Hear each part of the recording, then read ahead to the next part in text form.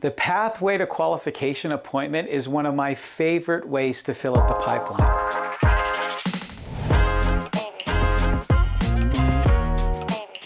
If this is the first time that you've heard about the Pathway to Qualification program and this appointment, please review the previous materials that kind of walks you through what this is all about. This session is really to talk about how to do the appointment itself. Now I'm going to walk you through what to do during this P2Q meeting. But first, here are a few things to consider as you tee up this appointment. Hopefully your loan officer is going to get as excited as you are about doing these P2Q appointments. The real numbers and lending options are going to come from the lender. Now you can still take the lead in these appointments, but your loan officer will answer those hard questions and then get the clients approved to buy. So I highly recommend that you sit down with your loan officer and plan these out. I'd even recommend watching this video with them. Now, when you make the appointment, don't say they're meeting with a loan officer. I know that sounds a little crazy to your loan officer, but your lender is acting as a consultant in this initial appointment, even if they take an application. You don't want your clients to feel pressured to buy now in this appointment. Don't worry, once they're ready, they're going to get excited to go out there and shop for homes and get under contract. But you want them to feel comfortable in this appointment that you're not pressuring them towards buying now. Now, before you actually meet with a client, you may want to ask them one pre-qualifying question, and that's if they make enough money to buy. So every market is different. In our market, if you're not making at least $70,000 or there isn't that much income between the borrower and even a co-borrower, which I'll let them know that they can buy with a co-borrower, that the $70,000 is kind of that limit. So you may want to ask them that question before you have them come and sit down with you or do your Zoom meeting to see if they make enough money. Now, if they don't quite make enough money, then just let them know that that's their first step in this process of getting ready to buy, that they or someone they can buy with. And you can even let them know that they can buy with someone that isn't going to necessarily live with them, like a parent or something like that.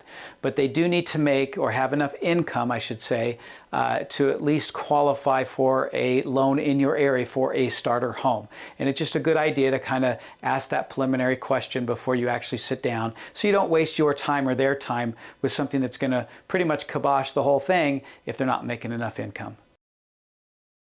So now that you're all together and you're going to start this meeting, whether it's a Zoom call or you're in person, you're going to want to set the stage for the timing of this plan. So the best way to start the meeting is to ask them about their lease when it's up or when they are hoping to buy. Just let them explain what their thoughts are. They may think that it's way out there and that's just fine, but it kind of takes the pressure off of them feeling like this is a buy now discussion. Your job is just to get them ready to buy when they feel comfortable. So the best way to start the meeting is to kind of get a sense of what that means to them. So ask them when their lease is up. They may ask questions about extending their lease, going month to month with it, or maybe even getting out of the lease early if they want to buy sooner. But this kind of helps set the stage, so just ask them about that timing. Next, I want you to ask them what they're hoping for when it comes to their first place. What motivates them to want to buy? Now, you're going to probably get a lot of information from them that may not be in line with buying a starter property, and that's just fine. I just want you to kind of take notes and listen so that they understand that you're there to help them with what they feel is important to them on the first place. So they may say things like they want more bedrooms or a bigger home or a nicer place or a big yard or something like that. And you're going to think that there's no way that they're going to be able to afford that right away. But your job during this meeting is going to be to help direct them, along with your lender, towards the idea that building equity and then buying that dream home is so much smarter and better and even faster than staying in a rental property and then trying to save up for that dream home. But during this part of the discussion, just let them tell you what they're hoping for when it comes to that first property that they want to buy. Once I've listened and noted their aspirations about their first purchase, I want to lead the discussion towards the power of home equity. So I say to them, let's talk equity. As you probably know, equity is the #1 reason that people buy homes. It also turns living expenses that you already have to pay into an incredible investment opportunity. even with your own home. At this point, I like to take out my phone calculator to show them what these numbers really look like. It's important that they see how much money they're actually paying in rent and how we can help them through equity get a lot of that back. So the last appointment that I had, they were paying $2,400 a month. And so I take that number and I multiply it times 12 and then show them that in 1 year, they're going to pay $28,800 towards rent. Now let that sink in a little bit, because that's a lot of money. And a lot of times we don't think about how much rent is really costing us, especially over a period of time. So then I take that number and I multiply it times 5 and show them what they're going to pay in 5 years. $144,000. Now that is a lot of money. Give them time to let that sink in, because understanding that not only are they going to be paying this much money to live somewhere, and that may not even include, obviously, if the rent goes up or if they want to move into another place, that's what they'll pay in 5 years. And that money will never come back to them. So let's teach them how to use that money they're going to pay anyway, this $144,000, towards leveraging that for building and growing wealth. I even like to show them what it looks like in 10 years, because that's what the buy versus rent calculator, which I'm going to show you next, will show them as well. So you can multiply that obviously times 2 to make it another, a total of 10 years. And they're going to pay a total of $288,000 towards living somewhere. And that doesn't include the possibility of that rent going up, which it likely will, which will probably be closer to $300,000. That is a lot of money. The next part of your conversation, or the P2Q meeting, is going to be about the buy versus rent comparison. And you're going to need your loan officer to kind of take the lead here in most cases. I highly recommend that you get a loan officer that can use the MBS Highway buy versus rent calculator, and that's the one that you use. There's another one that I'll show you that still works, and it kind of gives some of the same information, but the reporting is not as good. And honestly, once you get into kind of getting into the specific numbers, especially when it comes into what payment might be like. Now, again, this is just a made-up scenario, but it's going to use some real numbers that the client is working with in terms of what they pay currently in terms of rent and things like that. So it's really good to get your kind of lender to kind of take the lead in this area. So I'm going to show you the MBS Highway version of the rent versus buy calculator. And if you're watching this with your lender and they're not as familiar with it, this might help them out. But otherwise, they may already know how to do this. So basically, it starts out to where you can use purchase price or desired monthly payment as kind of the starting point. I recommend that you use purchase price. I really wouldn't want to get into a discussion with what would you like to pay for your monthly, rent or purchase, I should say. But the idea of a purchase price is helpful, especially if you know what a starter home looks like in the particular area that they want to live. In here, of course, you can put in a name, so you can put their name, but I'll just put in John Smith. The location, this is important because this tool is smart enough and has enough access to public and other data, housing data information, that it's going to pull in some information for you that you're not going to have to go out there and find, and give you some baselines at least for what like current rent costs in a particular area compared to the cost of purchasing in that same area, etc. So I'm going to choose an area that I know called Eagle Mountain. We have a property out there, a couple of properties actually out there. And then the purchase value, again, I know the starter home out there is about $280 to $300. You can buy condos for that. Now, again, they may not want to buy a condo, but you really want to work with a number that's more realistic to what they can buy now, equivalent to what they're paying in rent, and then use, again, that money or that equity to buy the future bigger home that they want. So I'm going to start there. And I love this because the information comes out immediately. You get this report without having to wait for it or anything like that. So this is a wonderful report that puts out. Over here on the left, information can be edited. So it's looking at that $300,000 price point that you put in there, and then because it has information on every county, every area, it is looking at an annual property tax, which it pulled knowing what the tax is in that area. So that's really nice. If you know it's different than what it's showing, you can always change that, but that way you don't have to, try to find those numbers if you want this information to be more realistic, instead of just very basic. So go ahead and save that. You can see that it gives information about the purchase price that you put in there in that area, and then it estimates an equity gain over the next 9 years. Getting back to what's on the left side, it shows here that the average rent for a property that's $300,000, like a condo out there in Eagle Mountain, is $2,295. So it's even giving you information that should be realistic for what rental properties are in that area. I will tell you that this is very real. I have a 3-bedroom townhome in Eagle Mountain, and it's renting for $2,400 a month. And then it has here that the annual rental increase is 3.75% there in Eagle Mountain. So that's kind of cool that it even pulls in that kind of information for you. So I'm going to hit save here. And it does update the information if you update it over here to the left in terms of what this report shows.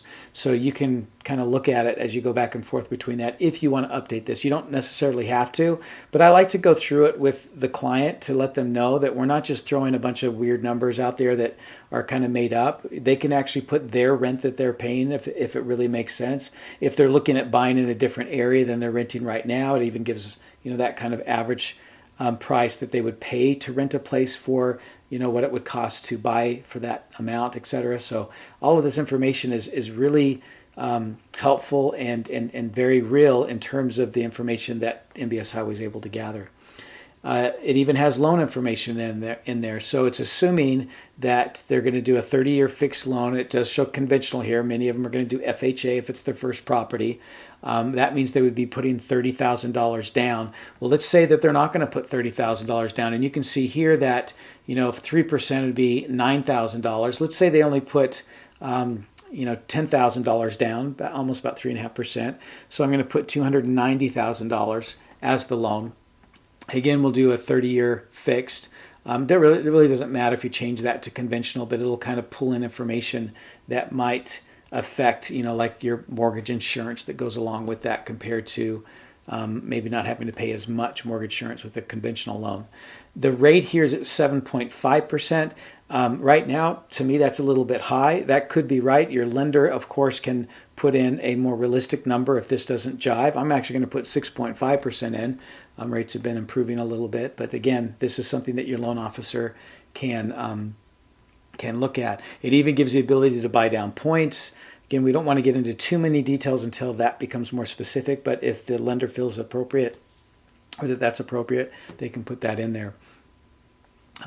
Again, the mortgage insurance is in there, upfront mortgage insurance premiums, closing costs, credits. I mean, there's a lot of really good information. It even has the APR at 7.256. So if they're going to update the rate, they might want to update this too. So I'm going to put this at 6. Let's see, I put it at 6.5, so 6.75 we'll say, and then again, make sure your loan officer is doing this and they can make that a little bit more real. This is not a commitment to loan, obviously. Your lender knows that. They might want to remind them that these are just numbers that they're putting in initially before they actually get the real numbers in there, but it's going to give them a good idea of what things could look like.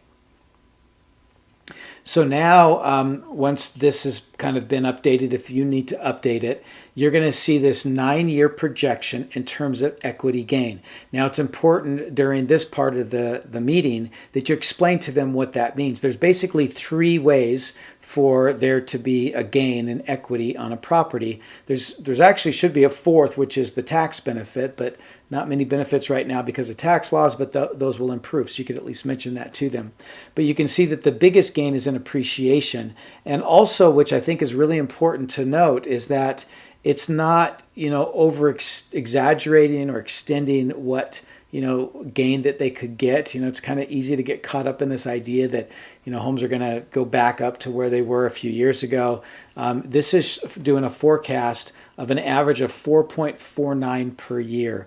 Now, that's about what the average 62-year average is So it's really looking at it in a very conservative way. But even at 4.49% over 9 years, you would expect this property to gain, just in terms of appreciation, $145,000. That's a pretty significant gain. Amortization gain is pretty simple too, even though the word seems a little bit hard. A lot of people struggle with what that means, but basically it's principal buy down. How much is of that monthly payment, that mortgage payment, is going to go towards the principal and buying down that principal compared to interest. And although it's not as much as we'd all like it to be, especially at today's interest rates, there's still a gain there of about $39,000 in this scenario. So that, of course, is added to the appreciation gain to get the overall equity gain. Now, the biggest concern that most of our clients have is that initial cost to buy versus what it costs them to rent. And that's what we basically call cash flow. How much am I pulling out of my pocket each month, part of my budget, that I'm going to pay towards owning a property as compared to renting a property? And they really get worried about that piece of it, because typically there's a loss, meaning they're going to pay more to own than they are to rent in most cases, and that's very normal. But they're also going to continue to rent, and it's going to continue to increase in rental cost. There might be 2 to 3 years that they're paying a little bit more per month than it would cost them to rent the place. But even considering that extra money that's paid, if they look at it as an investment, not a cost, they can see here that within even the second year, they're already above what it would cost them, right, to live in that place in terms of the equity gain, the overall gain from appreciation, amortization, and cash flow. Again, that doesn't mean that in year 2, they're still not paying a little bit more per month in the purchase, on the mortgage than they would if they just rented the place. But now they own it, and so they're going to get a lot of that money back, whereas in renting, they're not going to get anything back. So looking at this 4 to 5 years, this is where it really gets exciting, because if they want to move, and many will think, oh, I don't want to live in the condo for 4 to 5 or for 9 or 10 years or something like that. Well, yeah, you can sell it. If you're going to sell it within the first few years, you may not want to do this. You may want to stay as a renter. But if you really think about the power of investing and the power of equity and what it's going to gain for you, you got to live somewhere anyway. Why not leverage that money, even if you stay a little bit longer in that condo? Or you move out of the condo and you rent it out so you can keep it and it continues to have that gain. Down here, you can see that the total rent minus the total buying costs comes into cash flow. So I want you to really kind of impress with them this as well. This is $52,000 in cash flow difference over the course of 9 years. Now, that means that as you have a fixed mortgage, so that, assumes that that's a fixed mortgage that you have set up here, that's going to stay the same across all those 9 years, whereas rent will continue to go up. That spread gets broader and broader as it goes up, and then before you know it, you're paying a lot less per month to own the place than you would if you're trying to rent that same place down the road. Basically, what I like to ask them is, imagine what it would cost to rent the place you are now 9 years ago. Or do you remember what it was like 9 years ago to rent that place? Could you imagine if you only had to pay that now? So although you can't go back in time, going from this point forward or from the time that you purchase your house, imagine looking back in 9 years and thinking, wow, I can't believe how cheap it is for us to live in this place, or how much money I can make in trying to rent it out, because people will rent it for more money down the road, of course. That's where that power of a fixed interest or a fixed mortgage payment is coming into play when it comes to just cash flow itself. So again, helping them see the future of where this will go and where they will be able to leverage that equity in terms of savings, in terms of buying their next property, whatever it is that they want to do, is what this report is all about. If you don't have access to a loan officer that uses MBS Highway, maybe the first recommendation is find one that does. If not, if even that doesn't play out, there is another buy versus rent calculator that's pretty decent. It's on Freddie Mac. It's myhome.freddiemac.com, and they've got resources. You can just do a search on Google for Freddie Mac buy versus rent calculator. And here you can actually play around with the numbers like we could with the other report. The difference is besides being able to put in like rent, and you can even look at the purchase price and mortgage information, loan information here, etc., is it really just has a simple mechanism to report it. It's total cost and payments is what it looks at, because that's typically what people are thinking in terms of money out of pocket, how much I'm going to pay per month, and it tells them how much they're going to save over a period of time of owning versus renting. Now, honestly, what that really means in terms of savings is equity. So it pretty much provides the same kind of information. It's just not as comprehensive, I guess, or just as easy to kind of see how that all fits together as the MBS Highway Report. So now we're wrapping up the meeting, and this is the part that we get to where we actually put the plan together. This is what the client needs to have so they know what the next steps are. We've taken these worksheets and we put them into Canva. So let me show you first the flyer, because that's the last part of this meeting, and then I'll show you the kind of this meeting note or agenda note that you can print out and have with you so that you make sure that you follow the meeting agenda appropriately. So this right here is a worksheet that you're going to give them along with that buy versus rent calculation or that report that you got them. And this is basically just giving them a next step. So when someone applies for a home, there's really three primary things that we're going to look at, or that a lender is going to look at to understand if they qualify for that and to really understand where they're at in terms of being ready. So the target credit score, right? There's a credit score that they need to have. There's the amount that they need at closing, or any money that comes out of pocket up until closing. That's something they need to know. It's a little different than just down payment, so we'll talk about that. And then their percent debt to income, so we call it the DTI, but that's basically how much debt that they have compared to their income to make sure that they can qualify for that extra mortgage payment that they're going to have. Here is a worksheet that you can put that all together, and then you can update it, which I'll show you in just a minute how great it is to do that in Canva so you can brand it for yourself. As far as credit score goes, your loan officer at this point can take an application if they haven't kind of already started this information with that client. I highly recommend that they actually take an application.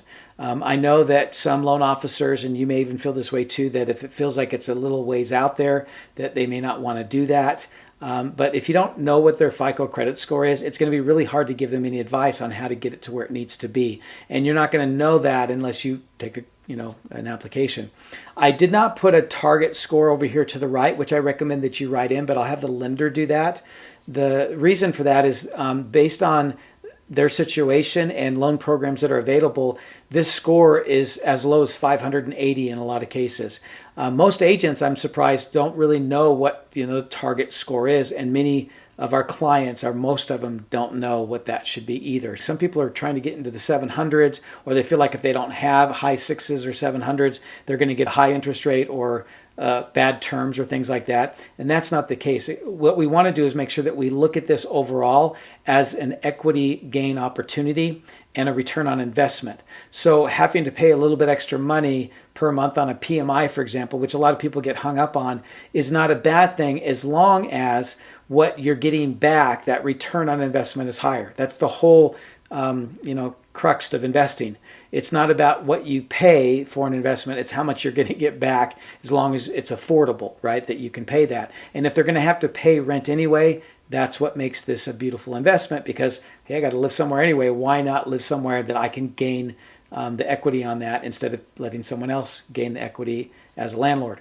So as far as credit score goes, I would write in here 580 or whatever the lender feels comfortable writing in. If they've got above a 580, here, you can check the box if that's what the target credit score is. It's really important that you do that. It doesn't mean that during the time that they may be getting other things like down payment ready, that they can't improve on that, and you can't give them ways to improve on it. But you definitely want to put in there, what that minimum score would be for them to qualify, and then check the box if they already qualify. It really makes them feel like they've accomplished something and that they've kind of made their way down this path a little further. So please make sure to do that. So even if they want to get to a 620 and they're maybe at a 590 or 600, that doesn't mean that they haven't qualified, because a minimum qualifying score could be 580.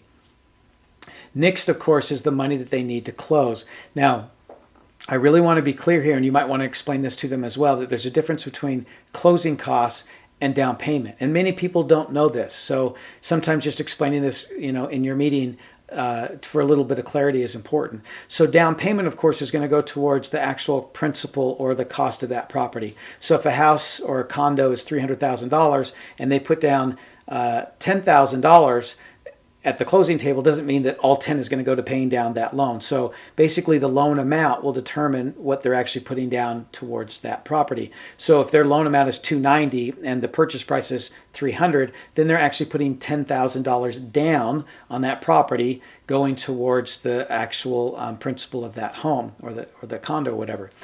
Now, if they're going to close, of course, in most cases, they're going to have fees that go along with that, and so that's going to have to be factored in as well. Now, there are lots of different options, and this is where your lender is going to come into play to kind of give them all these different options that they can work with in order to have less money down and as much money possible going towards the principal buy down if they put any towards the buy down. There might be a zero down payment that they do, and still looking at those projected numbers over time is still a good thing for them to do. Better than renting in a place and then saving up for a future purchase where they're basically having to pay rent and put money into savings and not get any gain from that over the time that they're saving. On the debt to income, this is where it determines if they've got too much debt. It's not uncommon for a renter to have brand new cars that are $800 to $1,000 a month. Typically, when we go through their debt and then look at their income, and if they can offset that debt a little bit, we've had buyers that sold cars and got older cars or shared a car. We had one couple do that because only one of them worked, and they were able to figure out how to share a car just so that they could buy, and then they anticipate, of course, buying another car later on. But this is where they can really look at the financial implications of other debt that goes along with wanting to have an investment. And then if they're not quite where they need to be with their DTI, you can put what that target is. If they do qualify, check the box. Now down here, other considerations. Your lender might know of other things that they need to think about or do before they need to get ready. Top ones are, of course, if they've had any bigger issues with debt and if they've foreclosed or went through bankruptcy and things like that. But that's where you'd put it here. But in a lot of cases, there's really not much that needs to be done here. If there's nothing, check the box anyway. Let them see these boxes checked. And then you can just write in no other qualifications needed as far as we know. And you can be careful about wording that. Now, this is a Canva worksheet that we created for you, so you can switch everything out that you want to make it your own. So what this template will allow you to do in Canva is to be able to update information. You can switch out the picture by just dragging in another picture. Down here below, you can see I already put some pictures in here when I was playing around with it, but of course these will just be blank. But if you will upload your picture, all you have to do is just take your picture and just drag it into that area, and it'll put it in there for you. Here, I'll switch this one out so you can see what it looks like. Let's say this is my lender and I want to put him there.